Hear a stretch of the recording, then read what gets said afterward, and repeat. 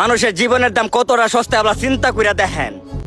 একটা যানবাহন হঠাৎ করে খাদে পড়ে জায়গা, তারা তৎকালীন পদক্ষেপ নিয়ে উদ্ধার করার জন্য আমাদের বাংলাদেশের ভিতরে কোন রকম সরঞ্জাম নাই আছে? আমার তো ভাই জানা নাই। আপনি জানা থাকলে কমেন্ট লিস্টে কয়ে যান ভাই। আমাদের বাংলাদেশের ভিতরে লক্ষ লক্ষ কোটি কোটি বিলিয়ন বিলিয়ন টাকা আমরা এদিক ওদিক ট্রান্সফার করে দেই, মাগার আমাদের বাংলাদেশের ভিতরে একটা হেলিকপ্টার নাই শক্তিশালী, যে তৎকালীন যদি কোনো দুর্ঘটনা ঘটে, কোনো যানবাহন হাতে পড়ে যায়, নদী নালা বা সড়কের পাশে পড়ে যায়, পরিবার সহ বাচ্চা কাচ্চা সহ মানুষ সহ তৎকালীন পদক্ষেপ নিয়ে আমরা তাদেরকে উদ্ধার করে দেবো। আমাদের এরকম কোনো সরঞ্জাম নাই আছে? নাই।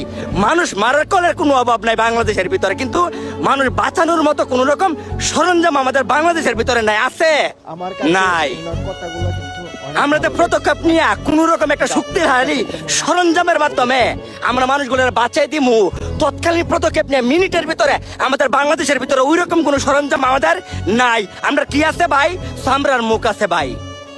আমরা খালি দিনের পর দিন, রাতের পর রাত, মাসের পর মাস, বছরের পর বছর বহুত কথা বলে যাই বড় বড়, কিন্তু মানুষ বাঁচানোর জন্য আমাদের কোনো সরঞ্জাম নাই। আমরা খালি দেখাই যাবো ভাই। এদিক ওইদিক দুর্ঘটনা ঘটবো, 50 জন ছিল 30 জন নাই, 30 জন ছিল 15 জন নাই, 10 জনের হাত পাও নাই। আমরা এগুলা দেখা যাবো ভাই। কিন্তু তৎকালীন কোন দুর্ঘটনা গইঠা গেলে মিনিটের ভিতরে কোন একটা শক্তিশালী হেলিকপ্টার আয়া সবার একসাথে খাপলাতে উদ্ধার করে ফেলবো। এরকম কোন সরঞ্জাম আমাদের বাংলাদেশে আসে কিনা আমার জানা নাই। আপনার জানা আছে থাকলে কমেন্ট লিস্টে কয়ে যান ভাই।